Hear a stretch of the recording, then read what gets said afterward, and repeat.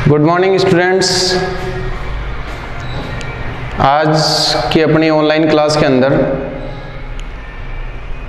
जो अपनी बुक्स जो इस बार आपने बुक्स देखी होगी, एनसीईआरटी की जो नई बुक्स आई है, सिलेबस आपका चेंज हो गया, लास्ट ईयर से ही चेंज है 9th क्लास का। तो उस बुक्स में 3 पार्ट हैं आपके। एक पहला पार्ट आपका है केमिस्ट्री का पार्ट है, दूसरा पार्ट आपका बायोलॉजी का है और तीसरा पार्ट आपका है वो है फिजिक्स का।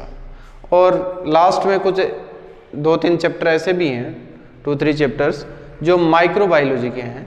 तो अपन इसके बारे में डिस्कस करते हैं आज। सबसे पहले कि जो अपना बायोलॉजी का जो पार्ट है, कि बायोलॉजी में पहला पार्ट या फर्स्ट चैप्टर क्या है, आपने देखा होगा यदि बुक्स आपके पास है। और बुक्स जिस बच्चे के पास नहीं है, मैं खासकर उनसे यही अपील करूंगा कि आप जल्दी से जल्दी बुक्स परचेज करें, क्योंकि ये आपके लिए इम्पोर्टेंट है। बुक्स होगी तो आपका स्टडी का जो वे है वो ज़्यादा इजी हो जाएगा आपके लिए। आप बहुत सारी चीज़ें वहाँ से आप देख पाओगे, आप सुन पाओगे।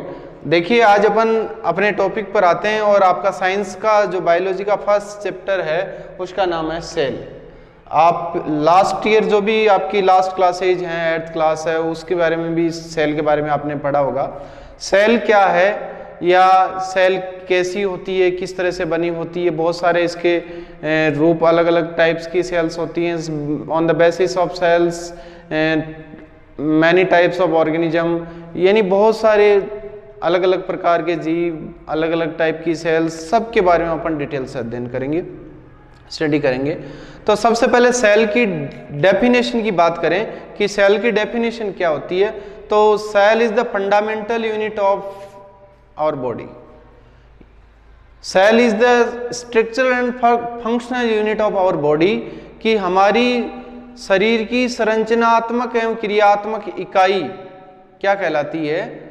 सेल कहलाती है। सेल जो वर्ड है, सेल जो वर्ड है ये लैटिन वर्ड है, लैटिन लैंग्वेज का वर्ड है। और इसका मतलब क्या होता है, इसका मीनिंग क्या होता है? It's means a little room, a little room, एक छोटी सी जगह, एक छोटा सा कमरा, इस तरह का इसका एक लैटिन भाषा से ये वर्ड लिया गया है सेल, और इसका मतलब ये होता है। सबसे पहले सेल जो है हमारी फंडामेंटल यूनिट है हमारी बॉडी की। अब जब शुरुआत यहीं से, इनिशियल पार्ट है हमारी बॉडी का, तो सबसे पहले इसके बारे में, इसका इन्वेंशन किसने करा, इसकी खोज किसने करी, तो वो व्यक्ति कौन था, उसका नाम मैं आपको बताना चाहूंगा कि रॉबर्ट हुक। क्या नाम था? Robert Hooke. ये एक साइंटिस्ट था जिसने सबसे पहले, फर्स्ट ऑफ ऑल इन 1665 के अंदर, इन 1665 सेल को microscope, with the help of microscope, सूक्ष्मदर्शी की सहायता से सेल को देखा था। और जब उसने देखा तो माइक्रोस्कोप की हेल्प से उसने देखा तो उसको सेल एक हनीबी की तरह लगा। कैसा लगा? हनीबी की तरह लगा। यानी जैसे मधुमक्खी का छत्ता आपने देखा होगा, छाता जो होता है मधुमक्खी का, उसके अंदर इस तरह के जो होल्स टाइप की, इस तरह की जो स्ट्रक्चर्स होती हैं, इस तरह से उसको देखा और उसको बहुत सारी इस तरह की स्ट्रक्चर्स दिखाई दी। तो वो स्ट्रक्चर्स जो थी उसको उसने क्या नाम दिया? सेल नाम दिया। यहाँ तक लगभग मैंने जो भी बताया आपको वो समझ में आ जाना चाहिए कि the fundamental unit of our body is called cell, या the structural and functional unit of our body is called cell, या the smallest unit of our body is called cell. हमारे शरीर की सबसे छोटी संरचनात्मक एवं कार्यात्मक इकाई कोशिका कहलाती है। ये अपन लास्ट क्लासेज में भी पढ़ चुके हैं, अभी भी पढ़ रहे हैं, आगे भी पढ़ेंगे। ठीक है। रॉबर्ट हुक, जिसने सबसे पहले इन 1665 के अंदर सेल को डिस्कवर किया था, और जब सेल को इसने डिस्कवर किया तो इसने माइक्रोस्कोप की हेल्प से इसको देखा। उसके बाद में देखिए क्या है कि हमारी बॉडी के अंदर अनेक प्रकार की सेल्स पाई जाती हैं। जैसे आपने नाम सुना होगा ब्लड सेल, ब्लड सेल भी होती है हमारी बॉडी के अंदर, नर्व सेल भी होती हैं, नर्व सेल भी होती हैं। इसके अलावा फैट सेल भी होती हैं। बहुत सारी और अनेक प्रकार की सेल्स होती हैं जो हमारी बॉडी के अंदर पाई जाती हैं।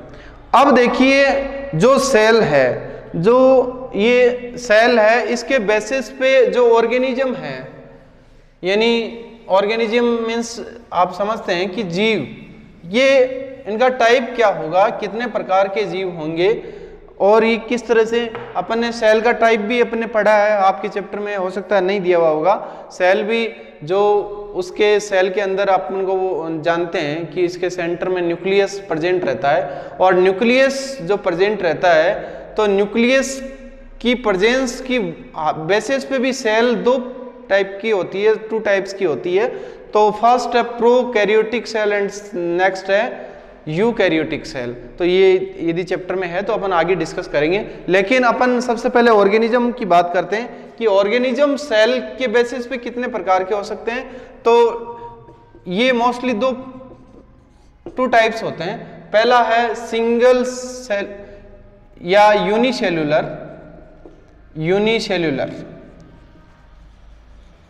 और दूसरा है मल्टी सेल्यूलर।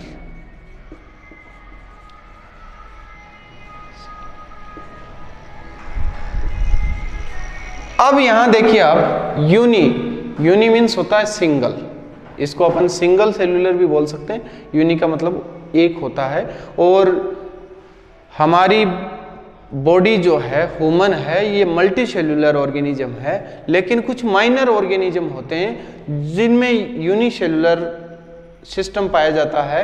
एक ही सेल पूरी बॉडी के जो वेरियस फंक्शंस होती हैं वो वेरियस फंक्शंस का काम करती हैं और उस वेरियस फंक्शंस को वो संचालित करती हैं, अपने द्वारा ऑपरेट करती हैं। फॉर एग्जांपल जैसे अमीबा, बैक्टीरिया,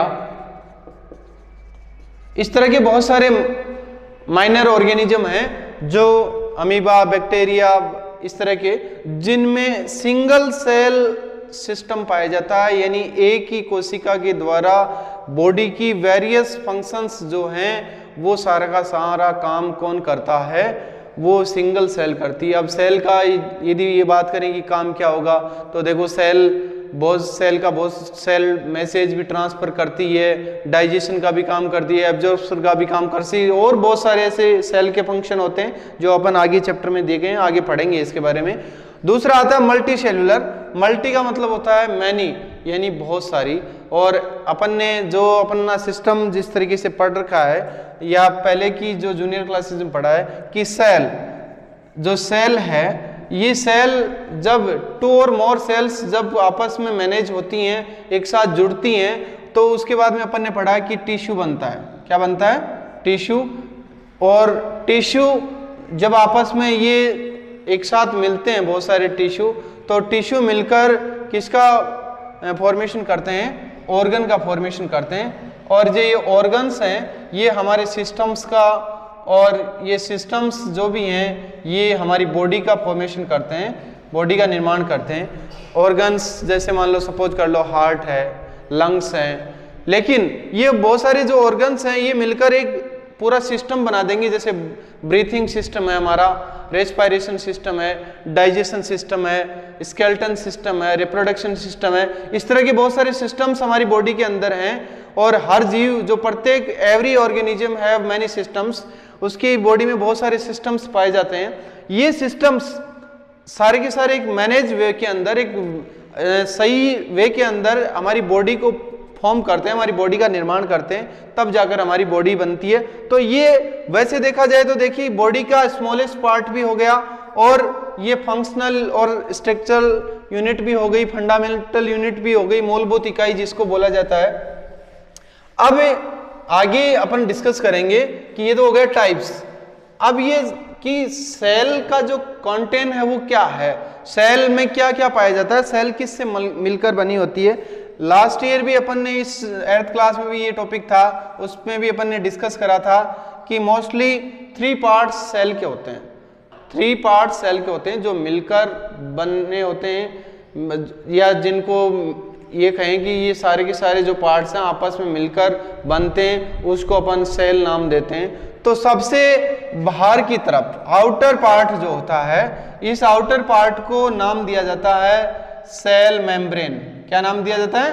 सेल मेम्ब्रेन या प्लाज्मा मेम्ब्रेन। सेल मेम्ब्रेन या प्लाज्मा मेम्ब्रेन भी इसको कहा जाता है।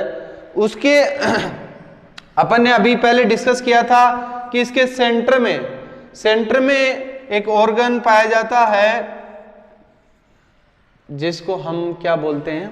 न्यूक्लियस। क्या बोलते हैं? न्यूक्लियस। और ये हमारा जो न्यूक्लियस होता है इसके अंदर हमारा रिप्रोडक्टिव पार्ट जो होता है वो रिप्रोडक्टिव प्रोडक्ट्स जैसे क्रोमेटिन जो प्रोटीन होती है उससे मिलकर जो क्रोमोसोम्स बनते हैं, गुणसूत्र जो बनते हैं, ये यहाँ न्यूक्लियस के अंदर ही पाए जाते हैं।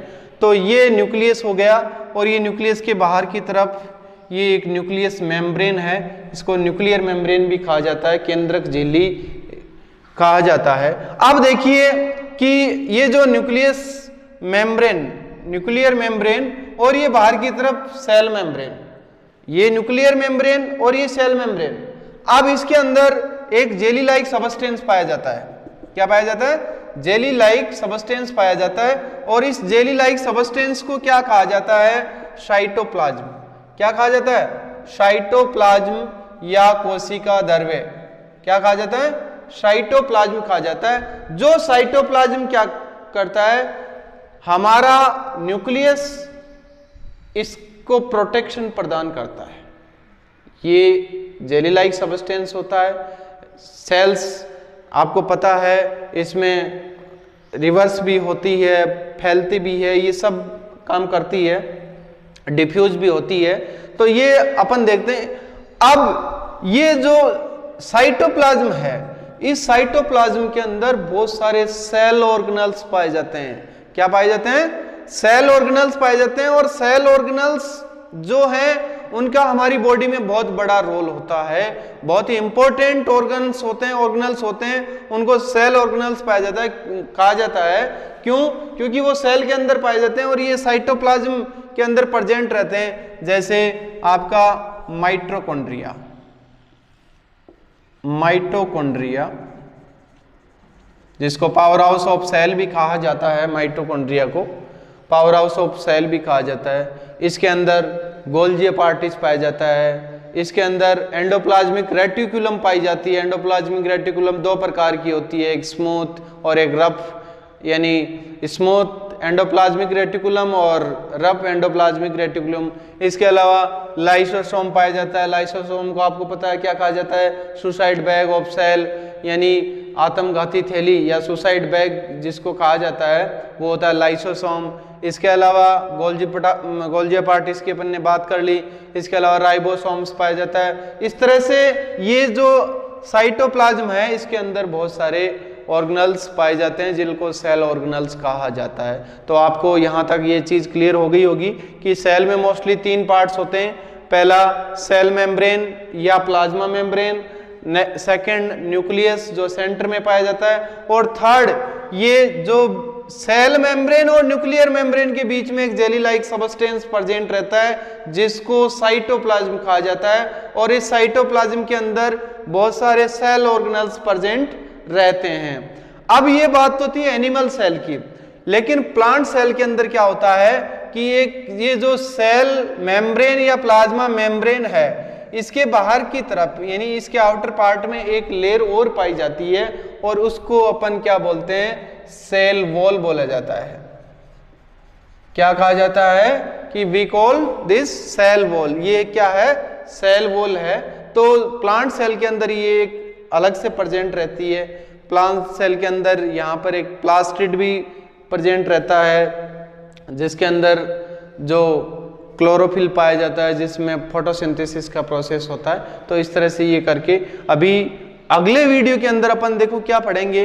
अगले वीडियो के अंदर पहले इनके फंक्शन पढ़ेंगे कि फंक्शन क्या है कि सेल मेम्ब्रेन या प्लाज्मा मेम्ब्रेन का फंक्शन क्या है, जो हमारा साइटोप्लाज्म है उसका फंक्शन क्या है, उसमें जो अलग अलग अपने माइटोकॉन्ड्रिया, गोल्जी पार्टिस, ये सारे के सारे सेल ऑर्गेनल्स सब उनके बारे में पढ़ेंगे। इसके बाद में आगे चल के आपका यदि अपन बात करें तो प्लांट सेल और एनिमल सेल आ जाएगी आपकी, उनमें डिफरेंस आ जाएगा, फंक्शन ऑफ सेल आ जाएगी। इस तरह से करके जो न्यूक्लियस के अंदर जैसे क्रोमोसोम से संबंधित भी यदि है तो इस बारे में अपन इसके बारे में सारा डिस्कस करेंगे। तो आपको एक बार पुनः मैं इस बात को याद दिलाना चाह रहा हूँ कि आप जिनके पास भी बुक्स नहीं है वो बुक्स खरीद लें और आपकी अध्ययन, आपकी स्टडी को पूरी तरह से सुचारू रूप से चालू रखें। आज के वीडियो में इतना ही, बाकी कल की क्लास में। धन्यवाद।